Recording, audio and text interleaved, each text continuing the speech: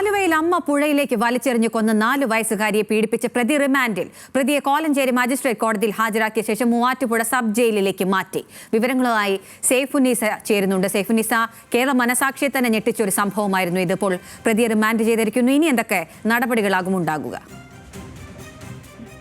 പ്രതിയെ ഇപ്പോൾ റിമാൻഡ് ചെയ്തിരിക്കുകയാണ്. ഇന്ന് രാവിലെയാണ് ഈ പ്രതിയുടെ അറസ്റ്റ് രേഖപ്പെടുത്തിയത്.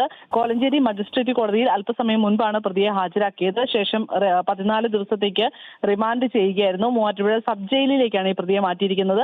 നാളെ തന്നെ പോലീസ് ഈ പ്രതിക്കായി കസ്റ്റഡി അപേക്ഷ കോലഞ്ചേരി മജിസ്ട്രേറ്റ് കോടതിയിൽ നൽകും എന്നാണ് അറിയുന്നത്. കാരണം ഈ പെൺകുട്ടിയുടെ അമ്മയെ പോലീസ് ഇന്ന് കസ്റ്റഡിയിൽ എടുത്തിട്ടുണ്ട്. ചെങ്ങമനാട് പോലീസ്. അമ്മ 5 ദിവസം പോലീസ് കസ്റ്റഡിയിലാണുള്ളത്. ഈ അമ്മയെ ഒപ്പം തന്നെ ഈ കുട്ടിയെ പീഡനത്തിനിരയാക്കിയ ബന്ധുവിനെയും ഒരുമിച്ചിരുത്തി ചോദ്യം ചെയ്യേണ്ടതുണ്ട് എന്നുള്ളതാണ് ഇപ്പോൾ നമുക്ക് മനസ്സിലാവുന്ന വിവരം. കാരണം ഈ അമ്മയ്ക്ക് ഇതിൽ എന്തെങ്കിലും രീതിയിൽ അറിവുണ്ടായിരുന്നോ, അതുകൊണ്ടാണോ അമ്മ കുട്ടിയെ കൊലപ്പെടുത്തിയത് എന്നടക്കമുള്ള കാര്യങ്ങൾ വ്യക്തമാകേണ്ടതുണ്ട്.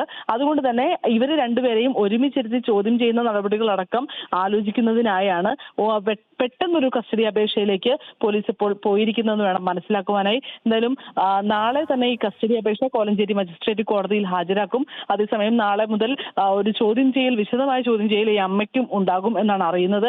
ഇന്ന് വൈകിട്ടോടു കൂടിയാണ് അമ്മയെ 5 ദിവസത്തെ പോലീസ് കസ്റ്റഡിയിൽ ലഭിച്ചിരിക്കുന്നത്.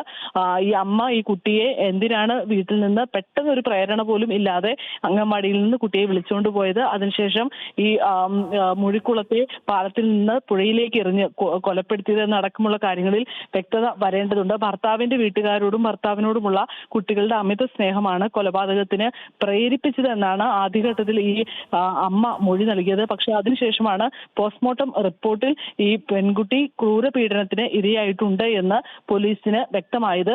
ഇതേ തുടർന്ന് അന്ന് ഈ കുട്ടിയുടെ സംസ്കാര ചടങ്ങുകൾ നടക്കുന്ന സമയത്ത് തന്നെ പോലീസ് അവിടെ എത്തുകയും കൃത്യമായ നിരീക്ഷണം നടത്തുകയും ചെയ്തിരുന്നു. ആ നിരീക്ഷണത്തിന് ഒടുവിലാണ് ഈ പ്രതിയെ പോലീസ് കസ്റ്റഡിയിൽ എടുത്തത്. കസ്റ്റഡിയിൽ എടുത്ത് ആദ്യം ചോദ്യം ചെയ്തപ്പോഴൊന്നും ഇയാൾ കുറ്റം സമ്മതിച്ചിരുന്നില്ല. കുട്ടിയെ പീഡിപ്പിച്ചിട്ടില്ല എന്നുള്ളതായിരുന്നു അയാളുടെ മൊഴി. പക്ഷെ 6 മണിക്കൂറോളം നീണ്ട ചോദ്യം ചെയ്യലിന് ഒടുവിലാണ് ഇയാൾ കുറ്റം സമ്മതിച്ചത്. ഇതിൽ നിർണായകമായതും അമ്മയുടെ വെളിപ്പെടുത്തലാണ്. അമ്മ പറഞ്ഞിരുന്നു ഇവരുടെ വീട്ടിൽ ഈ 2 പേർക്കാണ് കുട്ടിയോട് കൂടുതൽ അടുപ്പമുണ്ടായിരുന്നെന്ന് പറയുകയും പിന്നീട് ഈ ആലുവയിൽ 4 വയസ്സുകാരിയെ പീഡിപ്പിച്ച പ്രതി ഇപ്പോൾ റിമാൻഡിലായിരിക്കുന്നു. മൂവാറ്റുപുഴ സബ് ജയിലിലേക്ക് മാറ്റിയിട്ടുണ്ട് പ്രതിയെ.